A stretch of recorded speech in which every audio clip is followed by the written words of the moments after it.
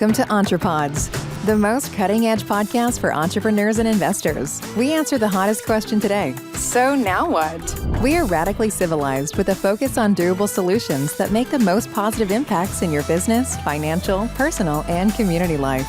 The world right now belongs to entrepreneurs. Today, we'll show you through our expert conversations that matter, the limitless opportunities you have right now to live the life of your dreams. The best version of you and your business starts now. Welcome to EntrePods. Hey guys, welcome to the new EntrePods. So for our first episodes, we're going to be showing you some really great guests that I had talked to before I got to the new studio. So you're going to see a different backdrop, probably a different new haircut. So some of them I'm having to dub because things are a little bit different now. But our first guest today that we're going to talk to, I was very excited to bring to you guys. So I'm like happy that he's on one of our first episodes of EntrePods. He was born and raised in Rapid City, South Dakota. He moved to Berkeley. He went to the Graduate Theological Union's Institute of Buddhist Studies, and then he went into financial services, and then finally found his true vocation. So he has this like super interesting story, like how did all of that happen? He has been seen on outlets like businessinsider.com, mindbodygreen.com, and he's also the author of the Amazon bestseller Mindful Money: Simple Practices for Realizing Your Financial Goals and Increasing Your Happiness Dividend. And he speaks locally and nationally on the intersection of money and mindfulness. And right now, as we're all thinking about money, it's a good time for us to talk to him, and I am very excited to have him on the show. So welcome, Jonathan DeYoe. Welcome, Jonathan. I'm excited to be here. I'm excited that you're here too. So tell us a little bit about your journey, because you've got a great finance background. You're an angel investor. You do all this incredible stuff. And I think right now, everybody wants to feel like it's all going to be okay, right? So tell us a little bit about why you decided to write the book and how it's all going to be okay. So let's just jump right in. Well, it's a very interesting beginning, because the book started out of the last one of these things we went through. So I started writing the book in March, maybe April of 2009. So that was in the absolute bottom of the market of the Great Recession from 2007, 8, and 9, when the real estate of the world just fell apart and everyone was worried that the global economy was going to collapse entirely. And the book was written because a client of mine, who happens to be a Pulitzer Prize winning author, said, we were sitting down, we were chatting, we were having a conversation, and she was saying, Jonathan, I don't know if I can invest right now. I'm kind of nervous. I'm scared. I don't know what's going to happen. And I said, neither do I. No one does. I don't know how. I don't know what the trigger will be. I don't know when it's going to turn. I only know that it will turn. And I think that if you look back over history and stop looking at today's headlines and just look at the stuff that we've overcome as a market, as an economy, as a global community, every little thing that's thrown our way, whether it's a massive recession, whether it's a dot-com boom bust, whether it's COVID, we resolve it and we move on to bigger and better things. And the same thing will be happening today. And so the story starts of the book starts in the depths of 2008.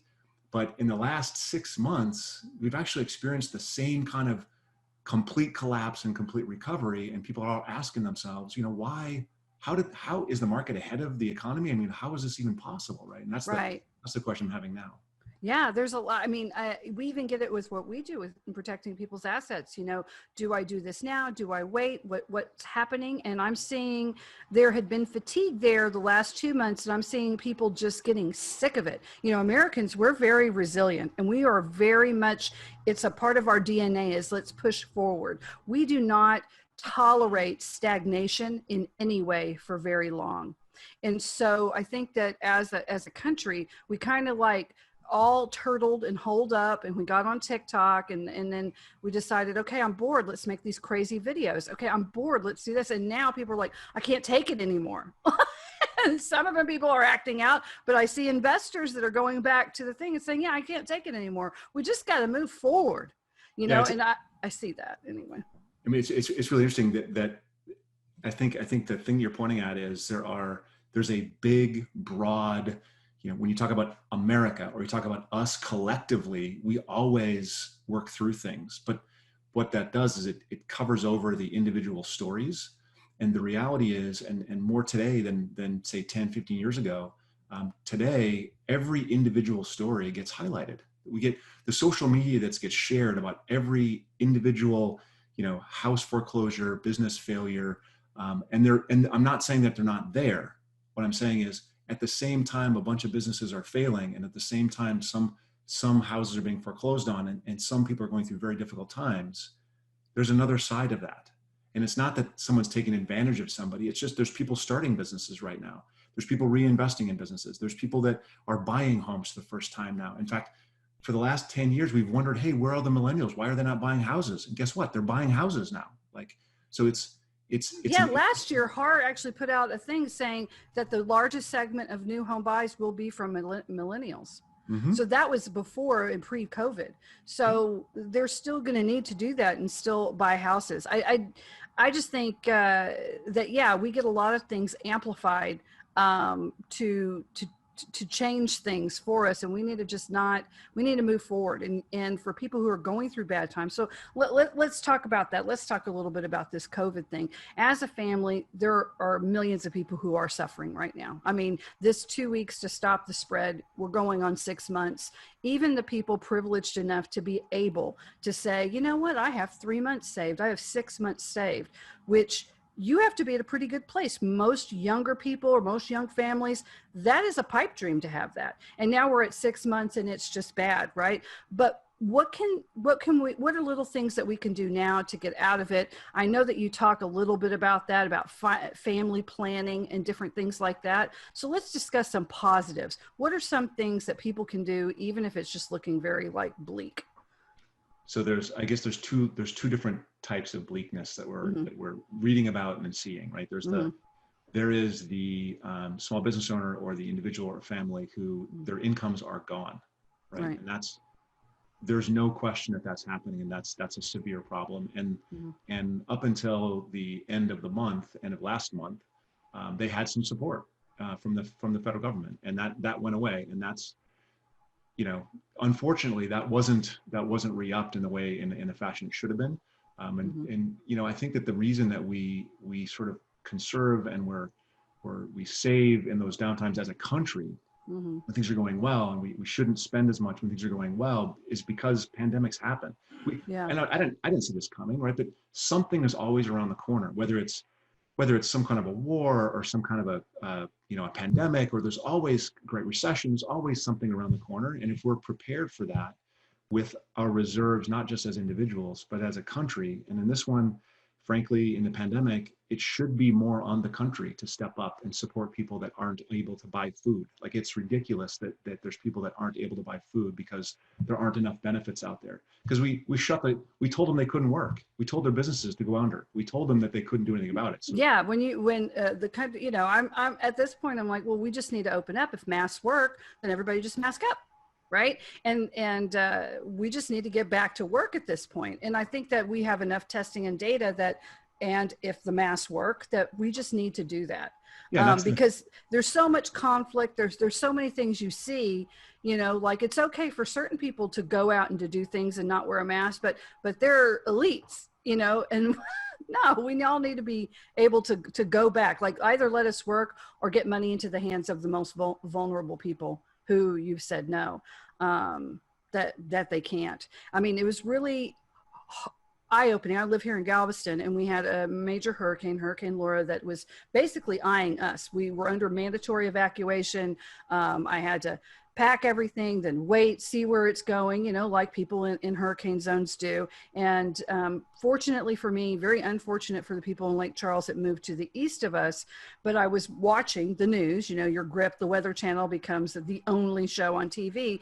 And the local authority that said, well, due to COVID, we've lost 2/3 of our ability for people to shelter. So there is a big problem with, there are people that normally would have these types of lower motels and things they could go to outside who don't have family here, and that is not available to them. And we don't have the regular shelters because of COVID, and there's all these restrictions on what we can do with people. And so we can't move as many people as we had. And I thought, man, this is I'm amazed that the death toll is as low as it was with a category 4 direct hit, considering Ike hit Galveston, wiped it out, and it was a category 2 direct hit. Right. So yeah, it's affected so much. Yeah. But we can talk about that all day long, but let's talk about your other stuff. So tell us a little bit about if mindfulness with your, mindful money, and what that actually means to be mindful with money, and how we can start doing that right now, despite everything, so that the next big thing, Cthulhu coming out of the ocean or whatever's going to happen, we'll be prepared for it. Do your listeners know who Cthulhu is? They need to now. Y'all have Google. No, Cthulhu is some ancient sea god that kind of looks like Davy Jones, I think. Right, I always right out of Dungeons and Dragons, like right out of Dungeons and Dragons. Oh, okay. Yeah.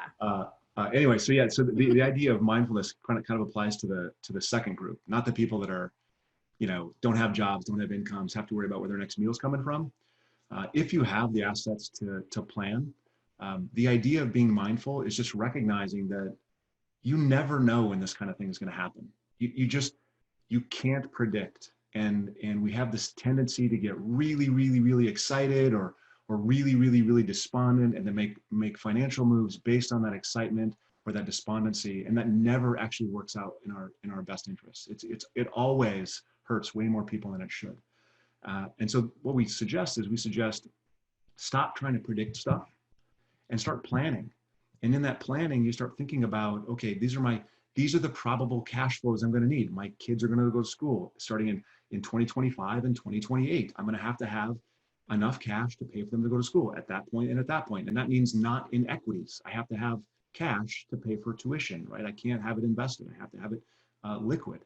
I can't have it in real estate. I have to have it liquid. I've got to be able to pay for these things. I've got to have a retirement date. When is that going to be? Perhaps there's a down payment on a house that I plan on doing in 3 years. Perhaps I'm just buying a car for one of my kids or something like that at some point. Whatever the thing is, have a plan, and then make sure all the cash flows work with that plan. You have to have a plan appropriate asset allocation. This is an always thing. This isn't sometimes, invest this way. This isn't always invest this way. Take the human mind out of it. Always be broadly diversified. Always be rebalancing on an annual basis. Stop predicting, hey, what's going to happen to Tesla? I think, Apple's great, or I think that, real estate's going to be shot. Don't guess at that. Own a lot of different things, and you'll get some kind of average return from those things. And that average has to be what you plan on. Don't plan on getting a 15% return. Plan on getting a 6 or 7% return, because those are actually realistically possible. And then, when things go sideways, like they had, they're not sideways anymore. Now the market's, fully recovered. But if we see, or when we see a second round of infection and we see the markets collapse again, do some opportunistic rebalancing, do some tax loss harvesting, maybe do a Roth conversion, do the things that actually can give you a long-term boost from the short-term pain. Like short-term pain can be used for your benefit long-term. And then the only thing that actually still exists as a possibility right now, it's a good idea, is refinancing. I mean, the rates are ridiculous. So go out there and refinance any kind of debt you have. Use the opportunity for that, for sure. Yeah, and the rates, I will say that some of the rates were actually high for refinances.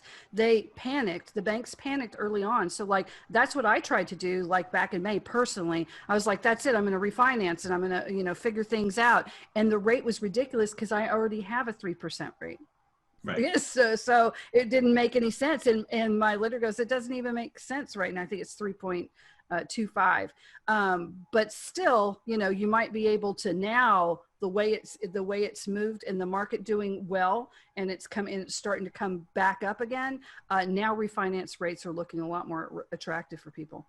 One of the things I love that you just did is you just gave 10 different examples of things that people can do. And I think that is what gets people, they don't know all the things that they can do.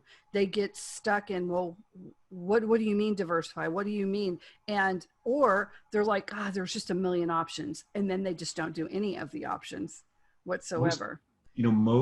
Most very basic personal finance books or personal finance blogs have a totally passable philosophy.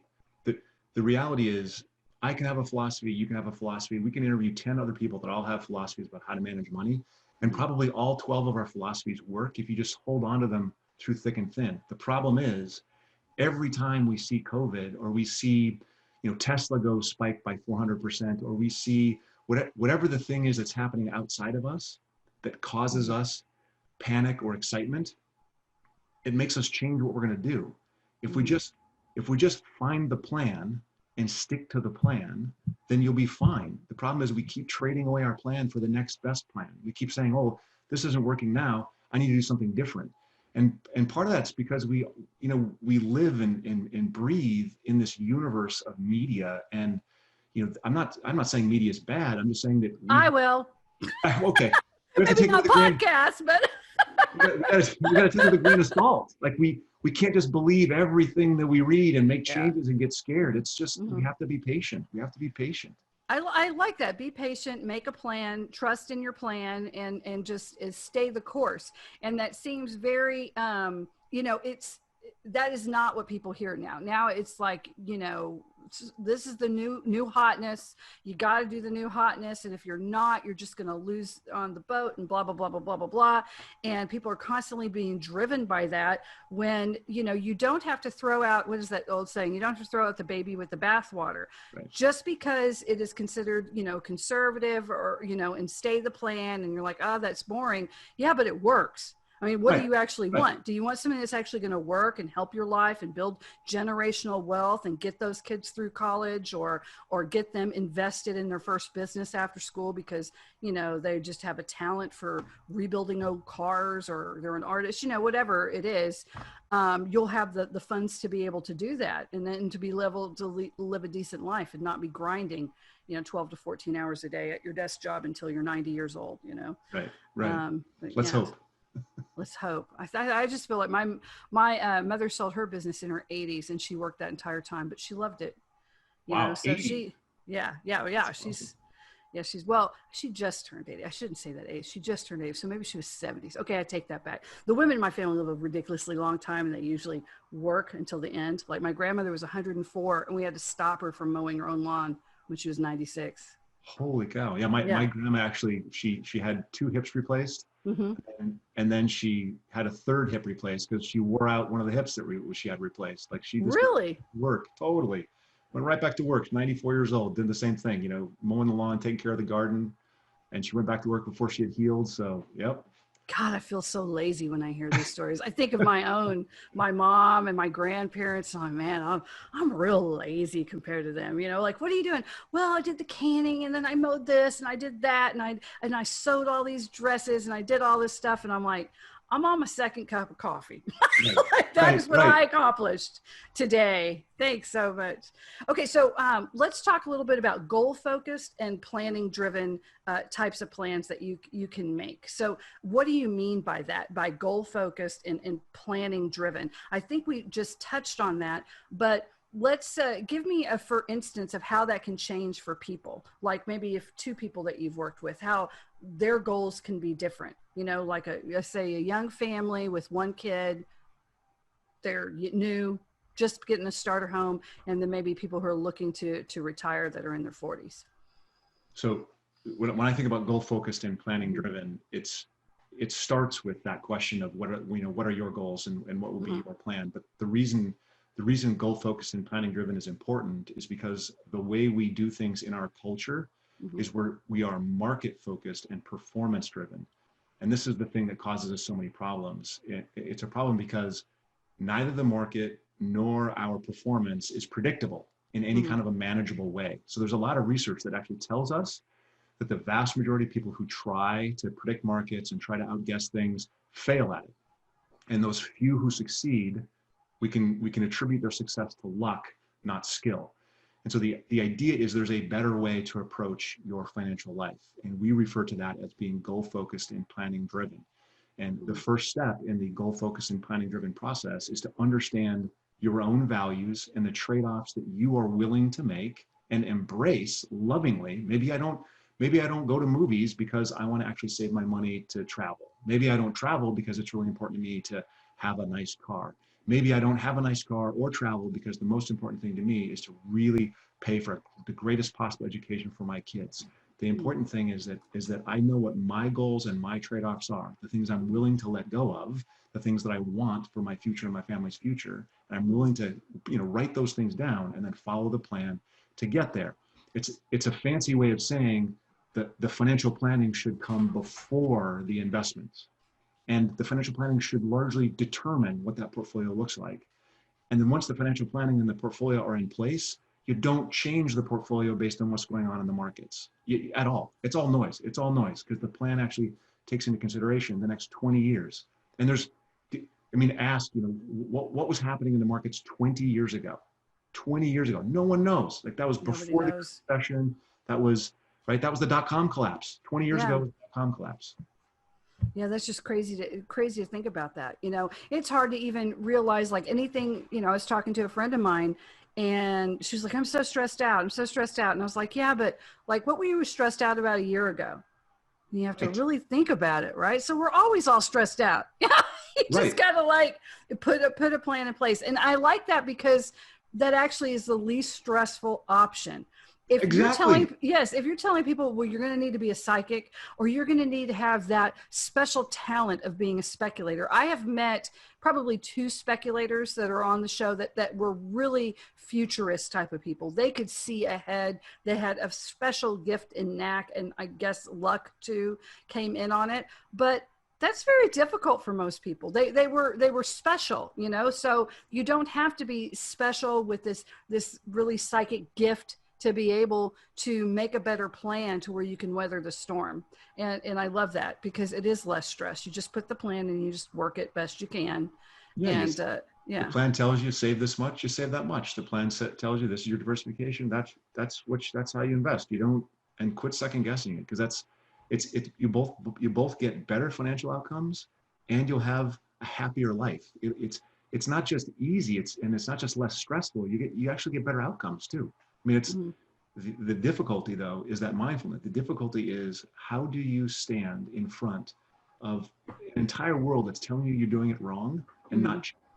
How do you just ignore all these people who say, oh, I've made this much money or I avoided this much loss or I did this or I did that and you should do it too. You should do it too. How do you just say, no, I have my plan. I know what I'm doing. I'm sticking with it. I'm gonna just keep going forward and I'm not gonna play over here. I know what's important to me. I'm gonna play there. It's on autopilot. Make it simple, put it on autopilot. Yeah, I love that. I love that idea. And I also like the idea of not letting peer pressure determine whether or not you're able to have a successful, happier future or not. And this is also one thing for control freaks. So how do you deal with people who are control freaks, like who will obsess and worry? And they're the person or people who second guess themselves, because those are all the same people. Control freaks also are pretty big worriers and they're constantly second guessing. Right? They need to know what's happening at all times. So let's say you do make a plan. The plan isn't doing as well as you thought it would right now. Thing is, you've got to be able to have stick-to-itiveness with that. And I can tell you as a business builder, for 25 years, I did crisis intervention in businesses. What tanked the most companies is failure to stick to a plan. Employees hate that. Staff would hate. They come in. This is our new hotness. We're going to focus on this. We're going to put everything into this. Everybody needs to be working on this now. And then 3 days later, say, okay, no, we don't want to do that anymore. We want to do this. And then everybody has to switch. Well, think of it the same way. Those types of work environments are very, very stressful, and they're usually not productive. You never go anywhere, and the company tanks. The same thing can be true of your investing strategy. Just put it in place. Let it go. And, as long as you follow the basic guidelines, your investment strategy isn't 100% into one industry, putting all your eggs in one basket, or it's some like crazy scheme selling sea monkeys on beaches or something. I don't know. That'd probably actually make a lot of money, but It did at one point. Yeah, at one point, people were buying all those sea monkeys, right? And then the kids would be disappointed because they didn't look anything like that. I was so disappointed when I got sea monkeys, I'm going to tell you. Well, that's, I mean, that's not the sea monkeys, but the idea of the individual who is a control freak or can't be talked off that ledge. Mm-hmm. That is all we can really do is show them the levers that we can actually pull to make a difference, and offer to pull those levers with them for them. And then if they think, we're going to pull these different levers over here and try to make a difference that way, they don't know the research. B, I wish them the best of luck. C, they can't be my client. I can't work with someone that they can't at least come up with some sort of a process that they follow on a regular basis, regardless of if they're control freaks and they're terrified of what's going on, or they're excited. It's that excitement and terror that causes the problems. We can deal with people that are like, I'd like to tweak this, or maybe think about that a little bit differently. That's fine. We talk about those kinds of things all the time, but wholesale changing the plan doesn't benefit anybody.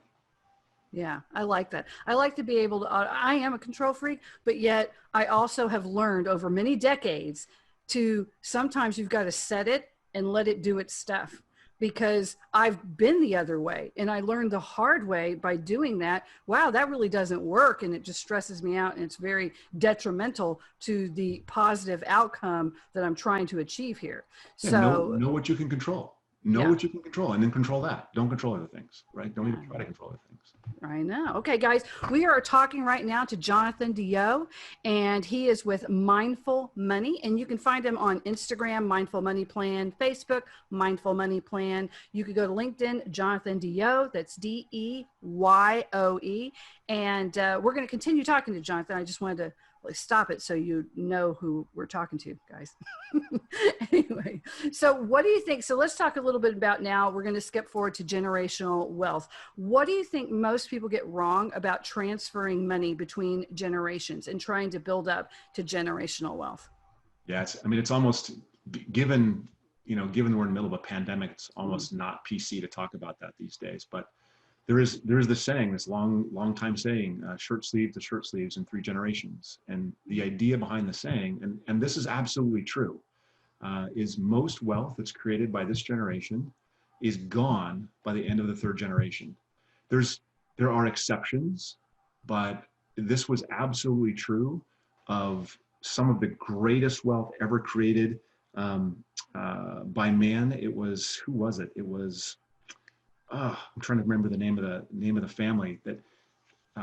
Carnegie, Kennedy. No, those still exist. Actually, the one that's but they're in the Vanderbilts. Vanderbilts. They had 1 out of every $20 worth of value in the United States at one point. Within 4 generations, they had no money left. There wasn't a single millionaire left among the Vanderbilts. And the reason is this whole idea of shirt sleeves to shirt sleeves. Wait a minute, isn't Anderson Cooper, isn't he a Vanderbilt? He just got their big penthouse. I think, but he's not going to live in it. I think he's going to try to sell it. Yeah, who knows? I don't know. That just shows you how that family went down. I'm not a fan of Anderson. And sometimes I am. The idea is the first generation, they work really, really hard, and they sacrifice, and they achieve their dreams, and they achieve the dreams for their families, and then they pass the dream on without the work ethic. They offer the assets without the work ethic, without the frugality, and the second generation, they saw the struggle and they saw the hard work. Maybe their mom and dad were out working really hard and weren't at home as much, right? So they live a life of more comfort. They remember the frugality, but they don't ever engage the frugality. And by the time their kids inherit, their kids that sort of grow up with largesse. They grow up with great houses and great vacations and fast cars, and by the 3rd generation, there's no memory of the frugality, and there's no memory of the work ethic, and there's no memory of the struggle to create the wealth. And so the wealth gets spent. A lot of the stories we read about in, like, I don't know, there's this fear of wealth in our culture right now. And they think that if somebody has wealth, they're going to always have wealth. And, Gates and Buffett, that might be true. I mean, their families may be wealthy for a long time, but that is not normal. People that have deca millionaires today, people that are wealthy today, 10 million, really wealthy today, their families aren't going to have money in 3 generations. Like it rotates. Like it doesn't stay with one family. To avoid that, we have to there's 2 or 3 things we have to do. The first thing we have to do is we have to make the management of the wealth simple. Like if somebody builds the wealth with, real estate, and you don't, you're a genius with real estate, like you develop, have great rental, great management, great tenants, and you just build lots of wealth with, and maybe you teach your kids some of that stuff, but they're not excited about it like you were, right? And so then you have this complex, many properties and these management structures and all these different people involved, and someone's got to manage that, and the kids don't know how to do that, and they're not really interested in that, and so over time they sell things off at lower price than they should, and they don't keep the tenants up, and they don't keep the properties up, and things go down in value, and so they because they don't know how to manage it and aren't excited about it, the actual value of the things go down, and then they liquidate and they spend, and right. So then the second thing you have to do is you have to prepare the heirs, right? So it's one thing to make it simple, and for me that's portfolio, that's stocks and bonds. I don't have to, it's really easy for me to put a 60-40 portfolio in place and tell my kids and my grandkids to leave it. Just let it go at 60-40, rebalance it sometimes. That's all you got to do. But all these businesses and real estate things, it's harder to manage. So how do you, if you're going to have those, you got to prep the heirs. You got to prep the heirs with both financial education, with emotional intelligence, and with some kind of understanding of the family history. What is this family about? What's important? How do we engage our community? How do we give back? How do we, what are the, it's not just about having money and spending money and having fun. It's about being a good part of a larger society and community. And if you build them, if you give kids some financial intelligence, some emotional intelligence, and some community engagement, they can actually they can manage this process going forward, but you have to actually give them that. And developing the wealth is hard. Creating a system of management that's easier is great. Developing your kids is something you have to do. Otherwise, forget it. It's not going to last. Yeah. No, yeah, I can see that. And I think it's going to be interesting. Like you look at the Kardashians. So like just that we got to see them kind of grow up, right? From this horrific scandal that it was so shaming. I mean, they would have, for Kim, like, right. But she did very American. Okay. So I just, the whole world has seen me do all this hideous stuff on camera. Well, I can't just lay down and die. I have to just keep on going forward somehow. But when you watch the show, they're always working. They've got those bikini stores. They've got they've got this brand. They've got this. I mean, like you look at the Kylie Cosmetics thing. I was watching just her going through the office. And when they get up in the morning, that's a lot of work. But I'm very curious of their kids, like all these kids they're having, because they're growing up with such largesse. Like you said, they won't have to do that all the time, because they already have like everything. So it's interesting to me. And it's interesting when you saw the old time, used to be the Hiltons, right? And then how those kids squandered it. And then they had to bring them back into the fold and teach them how to do things. And now they're trying to plug them in. And now I guess they're growing up a little bit, for it to try to keep it going. But yeah, it's a problem. Money just isn't always there. You have to work for it. You have to have a passion for it. And if your passion is, making fried chicken with KFC, if the heirs don't want to make KFC chicken, you're going to have you're going to have some plan. Anyway, so guys, we've been talking to Jonathan DeYoe.